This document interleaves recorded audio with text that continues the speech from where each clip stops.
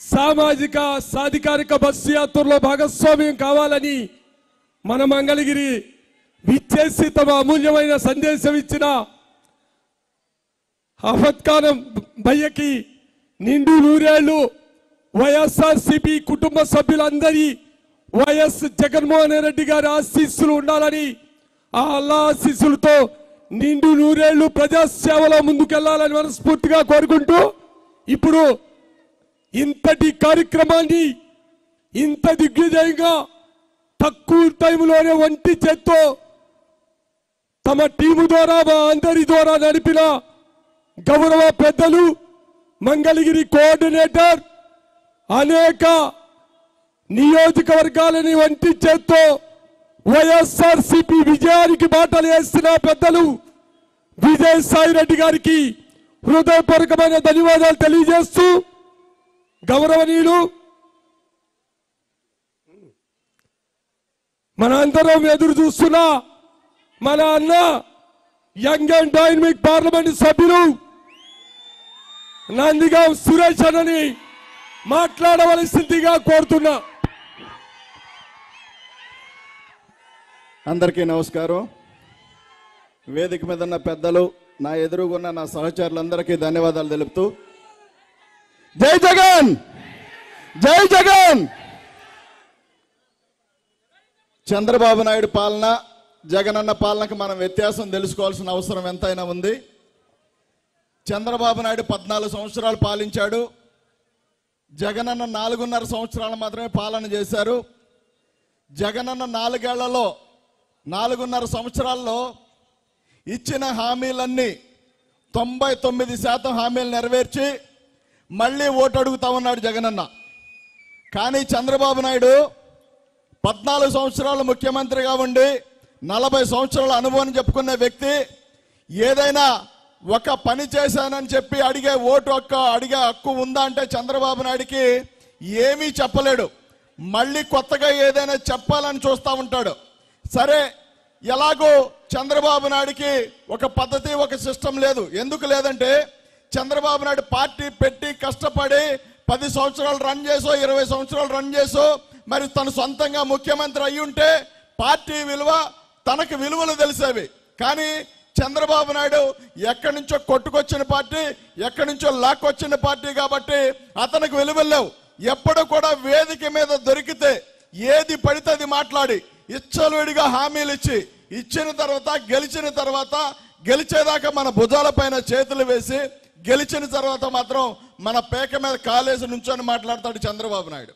కానీ జగనన్న 4 సంవత్సరాల్లో నేను ఈ పాలన బాగుంది, నీకు మేలు చేశానంటేనే ఓటు వేయండి, లేదంటే మీకు నచ్చిన వారికి ఓటు వేయండి అని చెప్పి జగన్మోహన్ రెడ్డి గారు చెప్తా ఉన్నారు. ఒక్కసారి గమనించండి, 4.5 సంవత్సరాలు 40 సంవత్సరాల కుర్రాడు, 40 సంవత్సరాల పాలన ఉన్న చంద్రబాబు నాయుడు 14 సంవత్సరాలు ముఖ్యమంత్రిగా ఉన్న చంద్రబాబు నాయుడికి సవాళ్ళు విసురుతా ఉన్నాడు. ఏమనంటే, నేను ఈ రాష్ట్రానికి మేలు చేశాను కాబట్టి నాకు ఓటు వేయండి అని చెప్పి ప్రజలను అడుగుతా ఉంటే చంద్రబాబు నాయుడు ఏమి చేశావని చెప్పి ఓటు అడగడానికి సాహసం చేస్తా ఉంటే ఈ మధ్యకాలంలో ఏమీ లేకపోగా ఈ పాపం వాళ్ళ ఛాయశక్తిలా కృషి చేస్తా ఉన్నారు. ఎందుకో తెలుసా? జగన్మోహన్ రెడ్డి గారిని ఓడించాలని చెప్పి. కానీ వీళ్ళందరికీ అర్థం కాని ఏంటంటే ఆల్రెడీ జగన్మోహన్ రెడ్డి గారికి ఓటు వేయడానికి 2024లో ఫిక్స్ అయి ఉన్నారు. ఎందుకంటే ప్రతి పేద కుటుంబంలో జగన్మోహన్ రెడ్డి గారి పథకం రాని కుటుంబం ఈ రాష్ట్రంలో ఉందంటే బహుశా చంద్రబాబు నాయుడు కూడా వర్తింపజేస్తాం. ఎందుకో తెలుసా? 60 సంవత్సరాలు దాటిన ప్రతి ఒక్కరికి పెన్షన్ ఇస్తామని చెప్పాం. చంద్రబాబు నాయుడు కూడా పెన్షన్ ఇచ్చే పరిస్థితిలో మేము ఉన్నాం. కానీ చంద్రబాబు నియోజకవర్గానికి 14 సంవత్సరాలు ముఖ్యమంత్రిగా ఉండి కుప్పానికి నీళ్లు ఇచ్చావంటే కుప్పానికి చంద్రబాబు నీళ్లు ఇవ్వలేకపోతే ఈ మధ్య కాలంలో కృష్ణా జలాలు మరి జగన్మోహన్ రెడ్డి గారు అక్కడ తరలించారు. కుప్పం ప్రజలందరూ జగన్మోహన్ రెడ్డి గారు దేవుడు, ఏనాడు కూడా మా భూమిలో కృష్ణా నది జలాలు చూస్తామని మేము అనుకోలేకపోయాం. కానీ జగనన్న ముఖ్యమంత్రి అయిన తర్వాత మాత్రమే సాధ్యమైంది. కుప్పానికి ఏమైనా చేసావా అంటే చంద్రబాబు నాయుడు అడిగితే ఏమి చేశాడో ఏంటంటే ఏమీ చెప్పలేని పరిస్థితుల్లోనే ఉంటాడు ఎప్పటికప్పుడు. కానీ ఒక్కసారి గమనించండి, 4.5 సంవత్సరాల పాలనలో జగనన్న మన పిల్లలు ఇంగ్లీష్ మీడియం నేర్పాడు, ఇంగ్లీష్ మీడియం తీసుకొచ్చాడు. అదేవిధంగా నాడు నేడు కింద స్కూల్ డెవలప్ చేస్తా ఉన్నాడు. అదేవిధంగా ప్రతి మహిళకి అండగా నిలబడ్డారు. ప్రతి అవ్వ తాతకి ఆయన అండగా నిలబడి మరి రైతులను కూడా ఆదుకునేదానికి ప్రతి ఒక్క విషయంలో ముందుకొచ్చాడు. ఇక ఏకంగా మరి ఎస్సీలని, బీసీలని, మైనార్టీలని, ఎస్టీలని ఆదుకున్న విధానం మనందరం కూడా గమనించాల్సిన అవసరం ఉంది. 56% రిజర్వేషన్లో ఎస్సీలకి, బీసీలకి, మైనార్టీలకి ఇచ్చాడు నామినేటెడ్ పోస్టులు. అదేవిధంగా 17 మినిస్టర్ పదవులు ఉంటే 17 కూడా ఎస్సీలకి, బీసీలకి, మైనార్టీలకి, ఎస్టీలకి మాత్రమే ఆయన మరి మినిస్టర్ పదవులు ఇచ్చిన దాఖలాలు.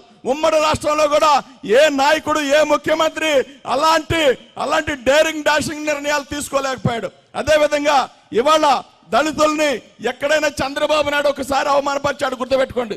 చంద్రబాబు నాయుడు దళితులుగా ఎవరైనా పుట్టాలని కోరుకుంటా ఉంటారంటే జగన్మోహన్ రెడ్డి గారికి ఒక బాధ ఏమనిపించిందంటే, ఎస్సీలు ఎక్కడో చట్టాలకు దూరం అయ్యారు, వాళ్ళ చట్టాలకు ఎక్కడో దూరంగా ఉన్నారు కాబట్టి వాళ్ళ చట్టాల్లో ఉండాలని చెప్పి దళితులను హోమ్ మినిస్టర్ గా చేశాడు జగన్మోహన్ రెడ్డి గారు. అదేవిధంగా ఎక్కడో ఎస్సీలు విద్యకు దూరం అవుతా ఉన్నారు కాబట్టి వాళ్ళకి ఏదైనా విద్యాశాఖ ఉంది అంటే ఖచ్చితంగా జగన్మోహన్ రెడ్డి గారు తీసుకున్న నిర్ణయం ఆదిమూలపు సురేషానికి విద్యాశాఖ ఇచ్చారు. ఏనాడు చంద్రబాబు నాయుడు ఎస్సీలకి ఏదైనా హోదా కల్పిస్తే మరి సాంఘిక సంక్షేమ శాఖ మినిస్టర్ పదవి తప్ప ఏ ఒక్కటి కూడా అత్యున్నత స్థానంలో ఉన్న మినిస్టర్ పదవులు మనకు ఇవ్వలేదు. ఎస్సీలకు కానీ, బీసీలకు కానీ, మైనార్టీలకు కానీ. కానీ చంద్రబాబు నాయుడు ఈనాటికి మాట్లాడుతున్నాడు, ఏమి విజనరీ అని చెప్తా ఉంటాడు. ఏమి విజనరీ అంటే 3,000 కోట్లో 371 కోట్లు నొక్కొచ్చని కనుక్కున్న విజనరీ చంద్రబాబు నాయుడు. ఆ విజనరీ ఏంటంటే ఈ మధ్యకాలంలో రాజమండ్రి జంటర్ జైలు అడ్డాగా మార్చుకున్నాడు. ఆయన పరామర్శించడానికి వాళ్ళ కొడుకు పోతా ఉంటాడు. నానా మరి నేను పాదయాత్ర మళ్ళీ మొదలు పెట్టాలనుకుంటున్నాను. రాజశేఖర రెడ్డి గారి కుమారుడు మరి పాదయాత్ర వాళ్ళ నాన్నగారు సమాధి దగ్గర నుంచి స్టార్ట్ చేశాడు. మరి నేను కూడా నీ సమాధి దగ్గర నుంచి స్టార్ట్ చేయనని అడిగాడంట. అలాంటి మేధావి ఈ లోకేష్ అనేవాడు. కాబట్టి అలాంటి సన్నాసి కాకుండా ఈ రాష్ట్రంలో జగన్మోహన్ రెడ్డి గారు ఏకైక పాలన, ఒకే ఒక విధానం ఏంటంటే అట్టడుగున పడిపోయిన ప్రతి ఒక్కడిని నేను ఆదుకోవాలి, ప్రతి ఒక్క పేదవాడి గుండెల్లో నేను ఉండాలంటే ఖచ్చితంగా వాళ్ళందరికీ మేలు చేయాలి, వాళ్ళందరూ బాగుండాలని చెప్పి కోరుకుంటా ఉన్నాడు. కాబట్టి మీరు ఒక్కసారి గమనించండి, జగనన్న తీసుకున్న నిర్ణయాలు మీరు గమనించండి. ఇవాళ డాక్టర్ బిఆర్ అంబేద్కర్ గారు విగ్రహం పెడితే ఈ మధ్య కాలంలో పొన్నూరు శాసనసభ్యుడు అంటాడు విగ్రహం కూలుస్తా అంబేద్కర్ గారు దాన్ని మాట్లాడుతూ ఉన్నాడు. ఒక్కసారి పొన్నూరు ఎమ్మెల్యే శాసనసభ్యులు టీడీపీ నాయకులకు ఒకే ఒక మాట చెప్తాను, మీకు దమ్ము ధైర్యం ఉంటే ఎవడైనా సరే అంబేద్కర్ గారి విగ్రహాన్ని తాకే దమ్ముందే ఒకసారి గమనించాలని చెప్పి ఆలోచిస్తా ఉన్నాం. అదేవిధంగా మరి ఈ రాష్ట్రాన్ని బాగు చేయాలని చెప్పి, ప్రతి ఒక్క పేదవాడిని బాగు చేయాలని చెప్పి, ప్రతి ఒక్క పేదవాడి స్వేటర్ రంధ్రాల నుంచి కారణం చెమట వాసన తెలిసిన వ్యక్తి జగన్మోహన్ రెడ్డి గారు. ప్రతి పేదవాడిని ఉన్నత స్థానంలో ఉంచాలని చెప్పి ఎక్కడో మారుమూల గ్రామంలో నందిగం సురేష్ అనేవాడు ఈ మంగళగిరి ప్రాంతంలో, ఇదే ప్రాంతంలో సైకిల్తో తొక్కుకుంటూ తిరిగిన వ్యక్తిని ఇవాళ చంద్రబాబు నాయుడు జైల్లో పెట్టిస్తే ఏకంగా జగనన్న తీసుకెళ్లి ఢిల్లీ పార్లమెంట్ లో కూర్చోబెట్టాడు. అది జగన్మోహన్ రెడ్డి గారికి మన పట్ల ఉన్న ప్రేమది. కాబట్టి మీరందరూ బాగా గమనించండి, చంద్రబాబు నాయుడు సింగిల్ గా గెలిచే దమ్ము లేక, ఇక నేను ఇందాక తాడేపల్లి నుంచి వస్తా ఉంటే మహానాడు కట్ట మీద నుంచి వచ్చా. అక్కడ ఏం కనబడ్డాయంటే లోకేష్ ఇస్త్రీ పెట్టెలు, లోకేష్ ఫ్లెక్సీలు, లోకేష్ మరి ఐరన్ చేసే బళ్ళు ఇచ్చాడు. అంటే మీరు కుల వృత్తులు చేసుకొని బతకండి, ఇక మీకు బాగుపడాల్సిన అవసరంలా అని చెప్పి లోకేష్ చెప్పదలుచుకున్నాడు. కానీ జగనన్న అలా కాదు, ఒక బండిచ్చి 1,000 రూపాయలు ఇస్త్రీ పెట్టడం కాదు, వీళ్ళ పిల్లలు చదివించాలి, వీళ్ళ జీవితాలు మార్చాలి, వీళ్ళ ఐఏఎస్లు గాను ఐపీఎస్లు గాను ఉన్నతాధికారులుగా తీర్చిదిద్దాలని జగన్మోహన్ రెడ్డి గారు చూస్తా ఉన్నాడు. ఇక ఏకంగా తాడేపల్లి నుంచి నేను వస్తా ఉంటే నాకు ఒకటి కనిపించింది విచిత్రం. ఏంటంటే బారుకు మన జెండాలు ఉన్నాయి. ఇక మధ్యకాలంలో పవన్ కళ్యాణ్ మరి పార్టీ ఆఫీస్ ఉంది, అక్కడ ఒక 20 జెండాల పక్కన మన జెండాల పక్కన వాళ్ళు జెండాలు కట్టారు. నేను పవన్ కళ్యాణ్ కానీ చంద్రబాబు నాయుడు కానీ ఎవడైనా సరే మీరు మా పార్టీ జెండా పక్కన కట్టినంత ఈజీగా మీ జెండా కట్టారు కదా, అలాగే నేను 175 నియోజకవర్గాల్లో మా క్యాండిడేట్లకు ఎదురు క్యాండిడేట్లు పెట్టే దమ్ము మీకు ఉందా ఒక్కసారి చెప్పాల్సిన అవసరం మీ అందరికీ ఉంది. కానీ మీరు పెట్టలేరు. జగన్మోహన్ రెడ్డి గారు నేను సిద్ధం, పేదోడు పట్ల, పేదోడు పక్కన, పేదోడు కోసం పెత్తందారులతో రాక్షసులతో నేను యుద్ధం చేస్తాను, నేను సిద్ధమంటే దాని పక్కన మేము కూడా సిద్ధమే అని చెప్పి చిన్న ఫ్లెక్సీ తెచ్చి కడుతున్నారు. ఇలాంటి దరిద్రుల్ని ఈ రాష్ట్రంలో చూడాల్సి వస్తూ ఉంది. కానీ ఒక్కసారి గమనించండి, మీరు ఇప్పటికి వీరులు సూర్యులు అని చెప్పుకుంటున్నారు, జగన్మోహన్ రెడ్డి గారికి వ్యతిరేకతని మీరు చెప్తా ఉన్నారు కదా. మీకు దమ్ము ధైర్యం ఉంటే, జగన్మోహన్ రెడ్డి గారికి వ్యతిరేకత ఉంటే మీరు సింగిల్ గా రావడానికి, ఒక్కొక్కడు రావడానికి ఎందుకు భయపడతా ఉన్నారని చెప్పి అడుగుతా ఉన్నాం. కానీ చెప్పలేరు.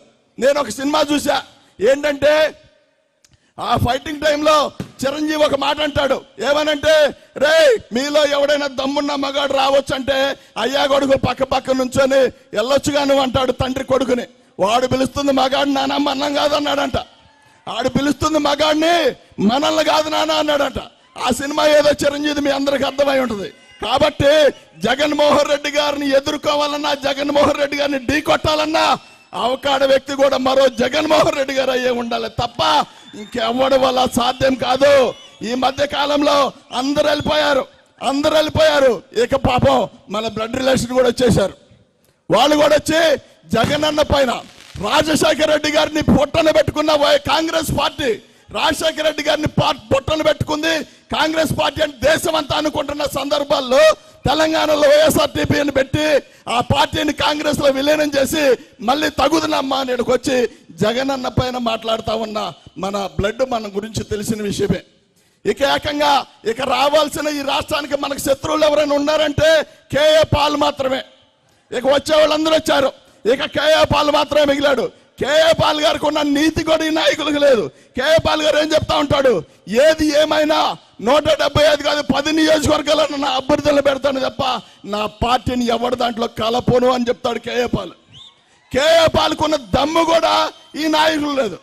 వీళ్ళ మీద వీళ్ళకి నమ్మకం ఉంటే కదా, వీళ్ళ పైన వీళ్ళకి నమ్మకం ఉంటే కదా పేదవాడి కోసం అనుక్షణం ఆలోచించి కష్టపడి 24 గంటలు వాళ్ళ శ్రమ పడతా ఉన్నారు. కాబట్టి వాళ్ళని కాచి కాపాడాలి, అదేవిధంగా వాళ్ళని హక్కుని చేర్చుకోవాలని చెప్పి జగన్మోహన్ రెడ్డి గారు చూస్తున్న తరుణంలో ఇలాంటి టైంలో మీరు గనక తప్పుడు నిర్ణయం తీసుకొని ఓటు గనక చంద్రబాబు నాయుడుకి వేస్తే 20 సంవత్సరాలు మన జీవితాలు వెనక్కపోతాయి. జగనన్న మన పిల్లల్ని చదివిస్తామన్నాడు ఇంగ్లీష్ మీడియం, మన పిల్లల చదువులన్నీ వెనకపోతాయి. మన పిల్లల ఐక్యరాజ్య సమితిలో ఏ రోజైనా మరి ఈ రాష్ట్రం నుంచి వెళ్ళి ఐక్యరాజ్య సమితిలో మాట్లాడారంటే